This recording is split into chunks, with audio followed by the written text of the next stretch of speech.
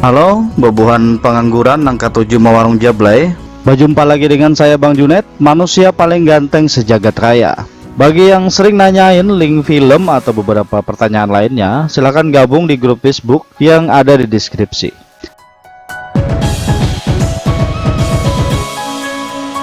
Pada kesempatan kali ini, Bang Junet akan berbagi alur cerita film tentang balas dendam dari seorang tentara bayaran. Film ini dibintangi Sean Penn, disutradarai oleh Pierre Morel yang dirilis pada tahun 2015. Berawal ketika perang saudara melanda Republik Kongo. Masyarakat korban perang menjadi kelaparan. Untungnya ada bantuan bahan makanan dari organisasi bernama LSM. Malam harinya, pria bernama Jimmy menghampiri teman-temannya di sebuah bar. Terlihat istri Jimmy bernama Annie sedang membahas tentang pekerjaan LSM bersama dengan Felix. Setelah Jimmy duduk di samping Annie, Felix terlihat gelisah. Ia tidak menyukai jika Jimmy dan Annie bersama. Kemudian berita mengabarkan tentang Menteri Pertambangan yang membatalkan masuknya tambang asing ke Kongo. Lanjut, Jimmy dan rekannya menjaga para pekerja di sana sebagai pengaman. Tiba-tiba, dua mobil LSM pengawal Felix datang. Ketika melihat dari kejauhan, Jimmy menduga mereka akan segera beroperasi. Berpindah ke Felix, ia pergi ke klinik menemui Annie. Setelah mengobrol sebentar, Felix ingin mengantar Annie pulang. Namun Annie menolak karena ia akan menunggu Jimmy menjemputnya. Kemudian mereka bersiap untuk beroperasi. Rekan Jimmy bernama Terry menjelaskan tentang rencananya menggunakan 3 penembak. Mereka adalah Reed, Bryson, dan Jimmy. Peluang mereka hanya 3-5 detik untuk membunuh target. Namun si penembak harus pergi meninggalkan benua setelah membunuh targetnya. Ternyata mereka adalah tentara bayaran yang berkedok sebagai penjaga di LSM. Di hotel, Felix menghubungi Jimmy. Ia tidak menyangka bahwa Jimmy yang menjadi penembak. Jimmy hanya meminta Felix untuk menjaga Annie karena ia sudah berpikir negatif. Setelah target muncul, Felix langsung memberi aba-aba. Dan Jimmy segera menembak hingga membunuh Menteri Pertambangan. Berita langsung mengabarkan kekacauan di kota setelah tewasnya Menteri Pertambangan. Hal itu juga memicu konflik bentrok antara musuh dan pasukan pemerintah. 8 tahun berlalu, terlihat Jimmy masih berada di Kongo. Namun ia beroperasi sebagai pekerja pengebor air di LSM. We're running a little short on lumber, but Jim, you're up. But you know this. as you were no later. Setelah memberikan laporannya, Jimmy bekerja membawa juru bicaranya bernama Eugenie. Saat sedang melakukan pengeboran, mesin pengebor itu rusak. Dan tiba-tiba, 3 orang bersenjata datang ingin membunuh Jimmy. Untungnya, Jimmy bisa membunuh mereka dengan bantuan Eugenie.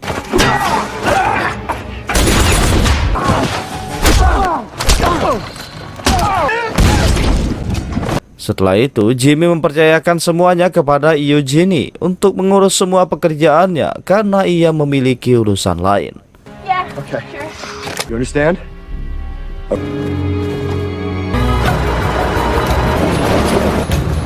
Di hotel, Jimmy kembali mengingat saat operasi mereka 8 tahun lalu tentang pembunuhan Menteri Pertambangan. Kemudian, Jimmy berangkat ke London untuk mencari tahu siapa sebenarnya yang ingin membunuhnya. Setelah tiba di London, Jimmy lebih dulu mengambil buku catatan 8 tahun lalu yang tersimpan di rumahnya. Dan kemudian ia pergi menemui Terry. Setelah bertemu, Jimmy langsung memberitahu kalau beberapa hari yang lalu ada 3 orang yang ingin membunuhnya. Terry mengatakan kalau hanya Felix yang mengetahui semuanya. Terry menyuruh Jimmy menemui Felix yang berada di Barcelona untuk mengetahui siapa dalangnya. Saat Jimmy keluar gedung, terlihat polisi sedang mengawasi melalui CCTV lalu lintas. Entah apa yang mereka ingin, yang pasti ada kaitannya dengan pembunuhan 8 tahun lalu. Lanjut, Jimmy menemui temannya bernama Stanley. Jimmy memberitahu tentang orang yang ingin membunuhnya. Stanley berusaha melindungi Jimmy dengan bekerja sama dengannya.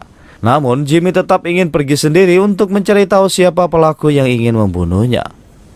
Tiba-tiba, seorang pria membuat masalah.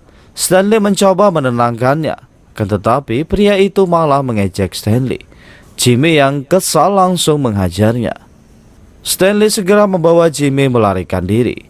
Namun Jimmy kehilangan kesadaran karena sakit kepala itu selalu datang saat dirinya emosi. Esok harinya dokter memeriksa kepala Jimmy dan menjelaskan sakit di kepalanya itu dikarenakan bekas trauma. Saat di luar, Stanley mencoba melarangnya pergi dengan keadaan sakit. Namun Jimmy tetap bersikeras untuk pergi. Esok harinya Jimmy langsung pergi ke Barcelona dengan bantuan Stanley. Ketika tiba di apartemen, Jimmy merakit senjata dan melihat fotonya bersama Annie.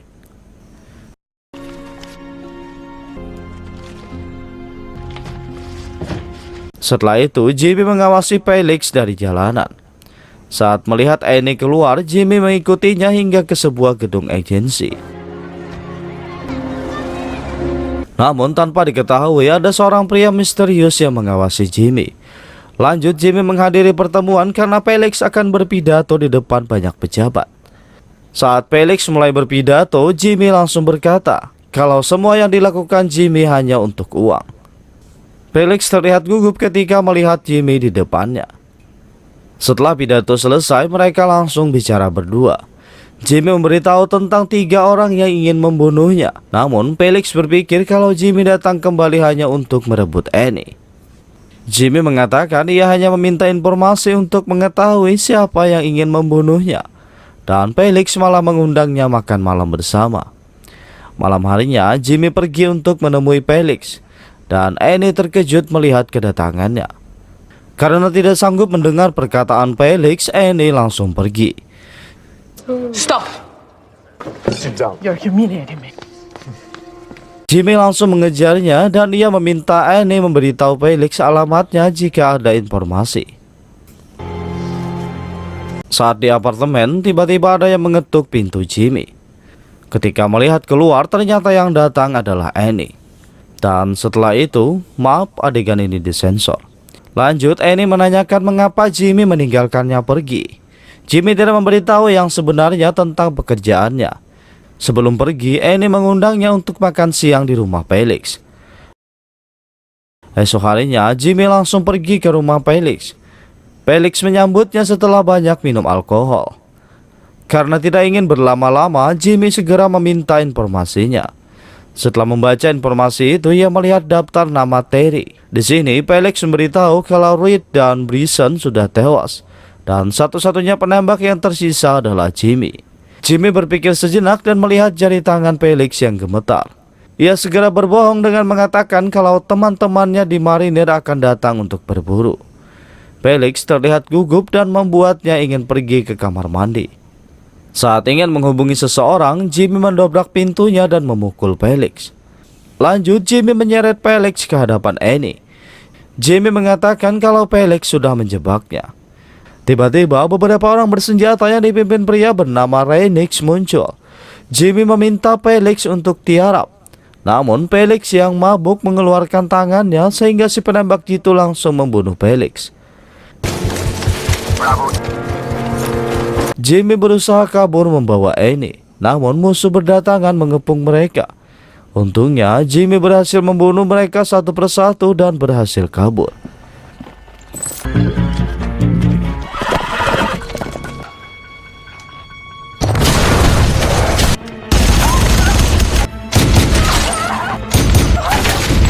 Every room in this house. And we will let the girl go. I guess you little bitch.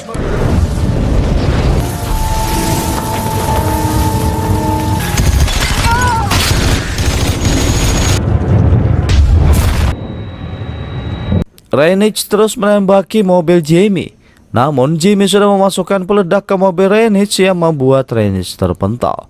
Lanjut, Jimmy memberitahu kalau mereka harus berganti mobil sebelum musuh mengikuti. Dan Annie segera membawanya ke tempat teman Felix. Saat ingin pergi, Annie menanyakan apa yang sebenarnya terjadi. Karena tidak mempunyai pilihan, Jimmy segera mengakui kalau mereka adalah tentara bayaran. Dan ia sendiri yang telah membunuh Menteri Pertambangan. And why did you leave me? I'm the one that killed the mining dictated that the shooter. Kemudian mereka segera pergi ke kota karena Jimmy ingin mengambil barangnya di apartemen. Setelah sampai, Jimmy meminta Annie pergi jalan-jalan agar aman dari bahaya selama 15 menit. Lanjut, Jimmy memasuki apartemen.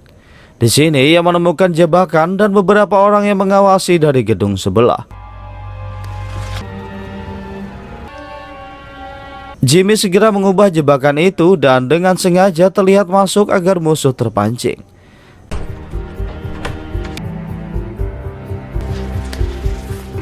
Saat dua musuh terpancing, Jimmy kembali memasang peledak tersebut dan ledakan besar terjadi. Annie yang mendengar ledakan itu segera memasuki mobil untuk menjemput Jimmy. Mereka melanjutkan perjalanan menuju rumah Stanley karena Jimmy merasa di sana aman dari bahaya. Setelah tiba, Stanley menyambut mereka. Stanley memberitahu Jimmy untuk segera melapor polisi.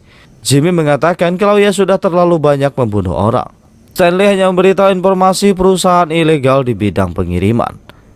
Yang membuatnya terkejut adalah pemimpin perusahaan itu adalah Terry. Jimmy pasti sudah bisa menebak siapa dalang dari semuanya. Esok harinya, Jimmy pergi dengan menitipkan Annie kepada Stanley. You sure? Yeah, okay. Come here. Already exhausted.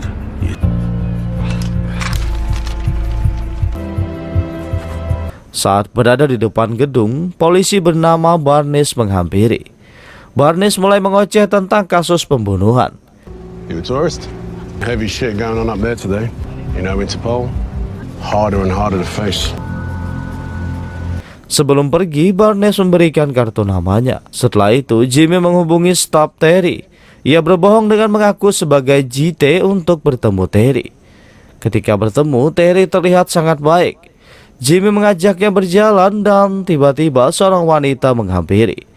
Jimmy segera memukulnya karena ia sudah mengetahui si wanita itu akan membiusnya. Setelah itu, Jimmy segera membawa Terry ke sebuah ruangan karena ia mengetahui ada banyak anak buah Terry berada di sana. Akan tetapi, penyakit Jimmy mulai kambuh di saat yang tidak tepat. Karena mengetahui Jimmy sedang sakit, Terry malah membuatnya tambah emosi dengan mengakui bahwa ia yang sudah membunuh Reed dan Bryson. Terry melakukan itu hanya untuk mengambil keuntungan lebih. Ketika Terry menghina Annie, Jimmy langsung menembak tangannya. You don't want to do this shit anymore. Die like a soldier. You want out. Those your cavalry. Because it would destroy the damaged goods, no? Wild dogs. Saat Jimmy ingin membunuh Terry, anak buah Terry berdatangan. Terpaksa Jimmy harus kabur dari sana. Di luar, ia mencoba mengirimkan pesan kepada Stanley. Namun sakit kepala berlebihan membuatnya pingsan.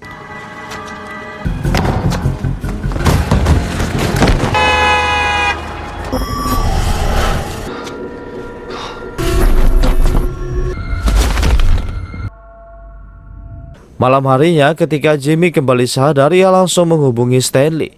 Namun ia mengangkat ponselnya ternyata Terry. Terry dan anak buahnya sudah menghajar Stanley serta menyandra Annie. Jimmy berbicara santai dengan meminta Terry melihat sebuah video. Ternyata Jimmy mengirim sebuah video 8 tahun lalu saat Terry memberitahu rencana pembunuhan menteri. Jimmy mengajaknya bertemu di tempat keramaian menukar video itu dengan Annie.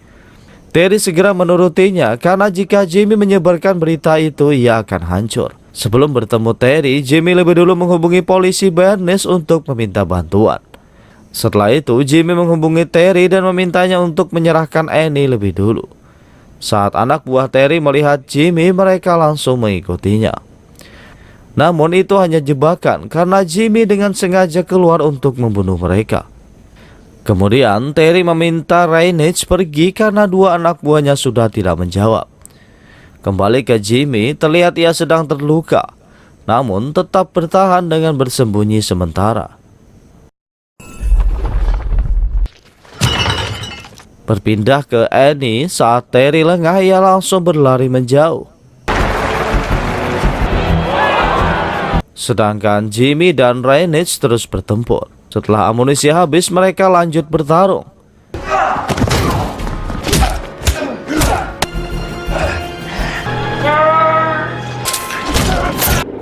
Sedangkan Terry terus mengejar Annie. Namun Jimmy sudah bersiap. Ketika melihat Terry datang, ia langsung menembaknya. Don't move, Annie.